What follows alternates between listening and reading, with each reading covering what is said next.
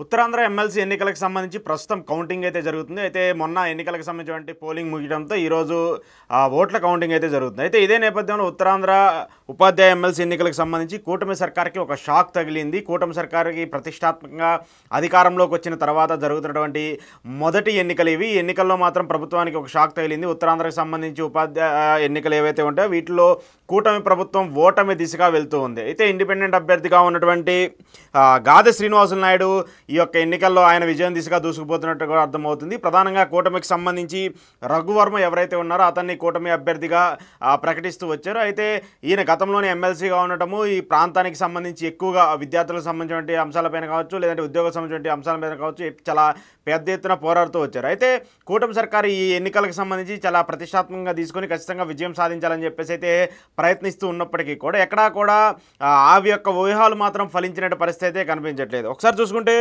ఉత్తరాంధ్రకు సంబంధించి మొత్తం ముగ్గురు అక్కడ ప్రధానంగా పోటీగా ఉన్నారు. ఈ పోటీకి సంబంధించి ఇండిపెండెంట్ అభ్యర్థిగా ఉన్నటువంటి ఏదైతే గాదె శ్రీనివాసులు నాయుడు మాత్రం విజయం దిశగా దూసుకుపోతున్న పరిస్థితి అయితే కనిపిస్తుంది. ఇక కూటమి అభ్యర్థిగా ఉన్నటువంటి పాలపాటి రఘువర్మ ఆయన కూడా గట్టి పోటీ ఇచ్చినప్పటికి కూడా గెలిచే అవకాశం అయితే కనిపించట్లేదు. ఇక మరోవైపు పీడీఎఫ్ అభ్యర్థిగా ఉన్నటువంటి విజయ గౌరి కూడా పోటీలో చాలా మంచి బలాన్ని అయితే చూపిస్తూ వచ్చారు. ఓట్లకు సంబంధించి కావచ్చు, లేదంటే ఏదైతే పోలైన ఓట్లని డివైడ్ చేయడంలో కావచ్చు, ఆమె అయితే కొంచెం బలంగా అయితే చూపించారు. ప్రధానంగా ఇక్కడ కూటమికి సంబంధించి కావచ్చు, లేదంటే పీడీఎఫ్ అభ్యర్థులకు సంబంధించి ఎక్కువగా పోటీ ఉంటుందని చెప్పేసి అందరూ భావించినప్పటికీ కూడా ఎక్కడా కూడా ఉత్తరాంధ్రకు సంబంధించి మాత్రం పీడీఎఫ్ అభ్యర్థి అంత బలం చూపించే పరిస్థితి కనిపించట్లేదు. ఓట్లకు సంబంధించి కూడా వాళ్ళు ఎంతో కొంత ప్రభావితం చూపించాలనుకున్నప్పటికీ కూడా ఓట్ షేరింగ్లో మాత్రం పీడీఎఫ్ అభ్యర్థి మాత్రము కొంత డివైడ్ చేసినటువంటి పరిస్థితి కనిపించట్లేదు. అయితే ఇక్కడ ఇండిపెండెంట్గా ఉన్నటువంటి గాదె శ్రీనివాసులు నాయుడు ఎక్స్పీరియన్స్ ఉన్నటువంటి పర్సన్, అలాగే అక్కడ ఉన్నటువంటి లోకల్ సమస్యల మీద కావచ్చు, లేదంటే ముఖ్యంగా ఉద్యోగులకు సంబంధించిన అంశాల మీద చాలా పెద్ద ఎత్తున ఎప్పుడు కూడా పోరాటం ఉండేటువంటి వ్యక్తి. గతంలో కూడా ఆయన ఎమ్మెల్సీగా ఉన్నారు, ఎమ్మెల్సీగా పనిచేసినటువంటి వ్యక్తి కాబట్టి ఆయనకి తిరిగి మళ్ళీ అవకాశం కనిపించే పరిస్థితి కనిపిస్తుంది. మొత్తం 20,783 ఓట్లు పోలింగ్ అయితే ఇక్కడ 19,013 ఓట్లు చెల్లేవిగా గుర్తించారు.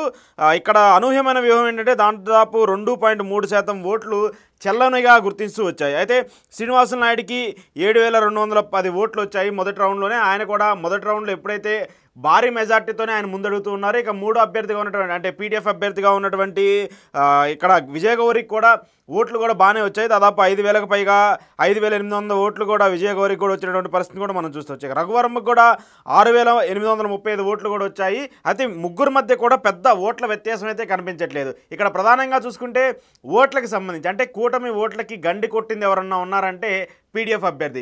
ఇక్కడ ఉత్తరాంధ్రకు సంబంధించి చూసుకున్నా, లేదంటే గోదావరి జిల్లాలకు సంబంధించి చూసుకున్నా, ప్రస్తుతం ఉన్నటువంటి గుంటూరు కృష్ణా జిల్లాలకు సంబంధించినటువంటి గ్రాడ్యుయేట్ ఎమ్మెల్సీ ఎన్నికలకు సంబంధించి చూసుకున్నా కూడా అక్కడ కూడా పీడీఎఫ్ అభ్యర్థులు మాత్రం ఓట్లు గణనీయంగా చీల్చినటువంటి పరిస్థితి అయితే కనిపిస్తూ ఉంది. ఇక గోదావరి జిల్లాలకు సంబంధించి మాజీ ఎంపీ హర్షకుమార్ కుమారుడు కూడా అక్కడ పోటీ చేస్తూ వచ్చారు. ఆయన గెలుపు దిశగా వెళ్ళే అవకాశం లేకపోయినప్పటికీ అక్కడ కూటమికి సంబంధించినటువంటి ఓట్లు ఏవైతే ఉన్నాయో ఆ ఓట్లని చీల్చే పరిస్థితి అయితే కనిపిస్తుంది. అంటే కూటమికి మెజార్టీ వస్తుంది, ఖచ్చితంగా గెలుస్తామని చెప్పేసి ఏవైతే ఉన్నాయో వాటిల్లో మాత్రం కొంత వెనకడుగు వేస్తున్నట్టయితే మనకు కనిపిస్తుంది. ఉత్తరాంధ్ర మినహాయిస్తే మిగతా 2 చోట్ల కూడా కూటమి కొంత పాజిటివ్ వైపులో అయితే వెళ్తున్నట్టు పరిస్థితి కనబడుతుంది. అక్కడ మిగతా 2 ప్రాంతాల్లో కూడా వాళ్ళు గెలిచేందుకు కూడా అవకాశాలు ఉన్నట్టు కూడా మనకు తెలుస్తుంది. ముఖ్యంగా ఇక్కడ ఈ ఉత్తరాంధ్ర మినహాయిస్తే మిగతా 2 ప్రాంతాల్లో కూడా ఒకసారి చూసుకుంటే గుంటూరుకు సంబంధించి గుంటూరు కృష్ణా జిల్లా పట్టభద్రుల ఎమ్మెల్సీ ఎన్నికలకు సంబంధించి చూసుకుంటే అక్కడ కూటమి అభ్యర్థిగా ఆలపాటి రాజా ఉన్నారు. ఆలపాటి రాజా అయితే ప్రస్తుతం మంచి మెజార్టీతో దూసుకెళ్తున్నారు. ఆయనకి దాదాపు మొదటి రౌండ్లో 28 ఓట్లు లెక్కింపు పూర్తయితే మాత్రము ఆయనకి 17,246 ఓట్లు పోలాయి. ఇక పీడీఎఫ్ అభ్యర్థిగా ఉన్నటువంటి లక్ష్మణరావు ఆయన కూడా చాలా బలమైన నేత, కూటమికి సంబంధించి గట్టి పోటీ ఇస్తారని చెప్పేసి అందరూ కూడా భావిస్తూ వచ్చారు. కానీ మొదటి రౌండ్లో మాత్రం ఆయన చాలా వెనకంజ వేసినట్టు కూడా కనిపిస్తుంది. ఆయనకి సంబంధించి కేవలం 7,156 ఓట్లు మాత్రమే లక్ష్మణరావుకి పోలవుతూ వచ్చాయి. ఆలపాటి రాజాకి మాత్రము 10,000కు పైగా ఓట్ల మెజార్టీతో ఉన్నారు. ఇక రెండో రౌండ్లో ఆయనకి కూడా మంచి మెజార్టీ వస్తుందని చెప్పేసి కూడా చెప్తూ ఉన్నారు. మొదటి రౌండ్లో మాత్రము 2,000కు పైగా ఓట్లను చెల్లని పరిస్థితి కూడా ఇక్కడ కనిపిస్తుంది. ఎందుకంటే ఇవి పేపర్కి సంబంధించిన పేపర్ బ్యాలెట్కి సంబంధించిన అంశం కావచ్చు, అక్కడ ఓట్లు చెల్లే పరిస్థితి అయితే కనిపించట్లేదు. సో ఓవరాల్గా చూసుకుంటే గుంటూరు కృష్ణా పట్టభద్రుల ఎమ్మెల్సీ ఎన్నికలకు సంబంధించి చూసుకుంటే అక్కడ కూటమి అభ్యర్థిగా ఉన్నటువంటి ఆలపాటి రాజా అయితే విజయం దిశగా ముందు వెళ్తూనే ఉన్నారు. కానీ మొదటి రౌండ్ మాత్రమే పూర్తవుతూ వచ్చింది. అయితే మిగతా రౌండ్లలో పీడీఎఫ్ అభ్యర్థిగా ఉన్నటువంటి లక్ష్మణరావుకి కొంత మెజార్టీ వస్తుందని చెప్పేసి కూడా ఆయన భావిస్తున్నారు. ఎందుకంటే లక్ష్మణరావు కూడా గతంలో ఆల్రెడీ ఎమ్మెల్సీగా ఉన్నటువంటి వ్యక్తి, ఆయన గట్టి టఫ్ ఫైట్ కూడా ఇస్తున్నటువంటి వ్యక్తి. ఈ ఎన్నికలకు సంబంధించి చూసుకున్నా కూడా ప్రభుత్వానికి సంబంధించిన మంత్రులు కావచ్చు, ఎంపీలు కావచ్చు, ఎమ్మెల్యేలు కావచ్చు ఖచ్చితంగా ఈసారి కూటమి అభ్యర్థులను గెలిపించాలని చెప్పేసి చాలా ప్లాన్ చేస్తున్నప్పటికీ కూడా పీడీఎఫ్ అభ్యర్థులు మాత్రం చాలా గట్టి ఫైట్ ఇస్తూ వస్తున్నారు. ఇక ఉత్తరాంధ్రకు సంబంధించి ఇందా మనం చెప్పుకున్నట్టు అక్కడ ఉన్నటువంటి శ్రీనివాస నాయుడు మాత్రం చాలా పకడ్బందీగా ఆయన ఇండిపెండెంట్గా పోటీ చేశారంటే ఇతర పార్టీలకు సంబంధించిన సపోర్ట్తో పోటీ చేస్తారని చెప్పినప్పటికీ కూడా ఆయన ఎక్కడా కూడా వాళ్ళ సపోర్ట్ తీసుకోకుండా ఇండిపెండెంట్గా పోటీ చేస్తూ వచ్చారు. పీడీఎఫ్ దగ్గర నుంచి కూడా అక్కడ విజయ గౌరి కొంత పోటీ ఇస్తారని చెప్పేసి ఊహించినప్పటికీ కూడా ఎక్కడా కూడా విజయ గౌరి మాత్రం పోటీ ఇచ్చే పరిస్థితి కనిపించలేదు. ఆమె రెండవ స్థానంలో ఉంటూ వచ్చారు. కూటమి అభ్యర్థికి విజయ గౌరియే ప్రధాన పోటీ అని చెప్పేసి కూడా అందరూ భావిస్తూ వచ్చారు. మొన్నటిదాకా కూడా ఖచ్చితంగా అక్కడ విజయ గౌరి లేదంటే కూటమి అభ్యర్థి గెలుస్తారని చెప్పేసి కూడా అందరూ చెప్తూ వచ్చినప్పటికీ కూడా అనూహ్యంగా కూడా ఇక్కడ ఫలితం అయితే మారుతూ వచ్చింది. ఉత్తరాంధ్రకు సంబంధించి అక్కడ ఇండిపెండెంట్ అభ్యర్థిగా ఉన్నటువంటి శ్రీనివాస నాయుడు కూడా విజయం సాధించేందుకు కూడా ఆయన ముందుకు వెళ్తున్నట్టు కూడా తెలుస్తుంది. అయితే కూటమి అభ్యర్థిగా ఉన్నటువంటి రఘువర్మ కూడా కౌంటింగ్ సెంటర్ నుంచి కూడా వెళ్ళిపోయినట్టు కూడా తెలుస్తుంది. ఎందుకంటే అక్కడ ఈ యొక్క ఇష్యూకి సంబంధించి జరిగిన తర్వాత మెజార్టీగా ఉన్నటువంటి ఇండిపెండెంట్ అభ్యర్థిగా ఉన్నటువంటి శ్రీనివాస నాయుడు మెజార్టీగా కూడా కంటిన్యూ అవుతున్నటువంటి నేపథ్యంలో సో ఆయన ఓటమిని ఒప్పుకొని వెనుదిరిగి ఇంటికి వెళ్ళినట్టు కూడా తెలుస్తుంది. అయితే ఇదే నేపథ్యంలో మిగతా ఉత్తరాంధ్రకు సంబంధించి చూసుకున్నా, గోదావరి జిల్లాలకు సంబంధించి చూసుకున్నా, ఇటు కృష్ణా విజయవాడకు సంబంధించినటువంటి గుంటూరు సంబంధించినటువంటి ఎమ్మెల్సీ ఎన్నికలకు సంబంధించి చూసుకున్నా ఎక్కడా కూడా కూటమికి అంత సానుకూలంగా ఫ్రీ హ్యాండ్గా విజయం సాధించే సిచ్యువేషన్స్ అయితే కనిపించట్లేదు. గోదావరి జిల్లాలకైతే కొంత టఫ్ ఫైట్ కనిపిస్తుంది. ఉత్తరాంధ్రకి అయితే ఓటమి పాలయ్యే పరిస్థితి అయితే కనిపిస్తుంది.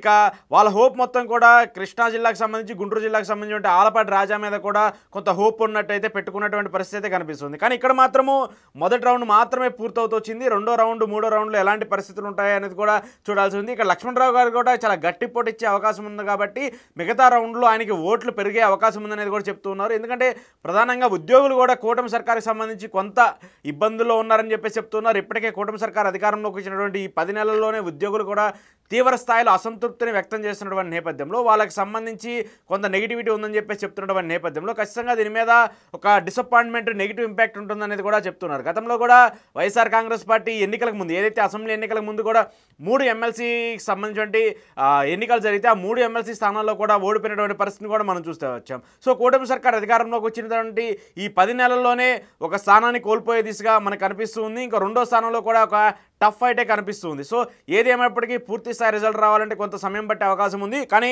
ఉత్తరాంధ్రకు సంబంధించి మాత్రము మొదటి దెబ్బ కూటమి సర్కార్కి తగిలినట్టు కూడా కనిపిస్తుంది. ఇండిపెండెంట్ అభ్యర్థిగా ఉన్నటువంటి కీలక వ్యక్తిగా ఉన్నటువంటి శ్రీనివాస నాయుడు కూడా ఆయన విజయం సాధించే విధంగా కూడా దూసుకు వెళ్తూ ఉన్నారు. ఇక కృష్ణా, గుంటూరు జిల్లాకు సంబంధించిన అంశంలో కూడా ఆలపాటి రాజా ఎంతవరకు టఫ్ ఫైట్ ఇస్తారు, ఆయన ఏదైతే ఇప్పుడు ప్రస్తుతం ఉన్నటువంటి మెజార్టీ ఉందో ఆ మెజార్టీని కంటిన్యూ చేస్తారా లేదంటే ఆ మెజార్టీ ఏమన్నా తగ్గి వెనకడుగు వేసే అవకాశం ఉందనేది కూడా చూడాలి. ఏదేమైనప్పటికీ కూడా ఈ ఎమ్మెల్సీ ఎన్నికలకు మాత్రము టీడీపీ పార్టీకి ఒక పెద్ద మైనస్గా ఉండే అవకాశం కూడా కనిపిస్తుంది. ఈ ఎన్నికలకు సంబంధించి ఓటమి పాలైతే మాత్రమే కూటమి సర్కార్ అధికారంలోకి వచ్చినటువంటి కొద్ది రోజుల్లోనే ప్రభుత్వం మీద వ్యతిరేకత వచ్చే అవకాశం ఉంటుంది కాబట్టి దీనికి సంబంధించిన పరిణామాలు ఎలా ఉంటాయనేది కూడా చూడాల్సి ఉంది. ఉత్తరాంధ్ర ఎమ్మెల్సీ ఎన్నికలకు సంబంధించి ప్రస్తుతం కౌంటింగ్ అయితే జరుగుతుంది. అయితే మొన్న ఎన్నికలకు సంబంధించిన పోలింగ్ ముగియడంతో ఈరోజు ఓట్ల కౌంటింగ్ అయితే జరుగుతుంది. అయితే ఇదే నేపథ్యంలో ఉత్తరాంధ్ర ఉపాధ్యాయ ఎమ్మెల్సీ ఎన్నికలకు సంబంధించి కూటమి సర్కార్కి ఒక షాక్ తగిలింది. కూటమి సర్కార్కి ప్రతిష్టాత్మకంగా అధికారంలోకి వచ్చిన తర్వాత జరుగుతున్నటువంటి మొదటి ఎన్నికలు ఇవి. ఈ ఎన్నికల్లో మాత్రం ప్రభుత్వానికి ఒక షాక్ తగిలింది. ఉత్తరాంధ్రకు సంబంధించి ఉపాధ్యాయ ఎన్నికలు ఏవైతే ఉంటాయో వీటిలో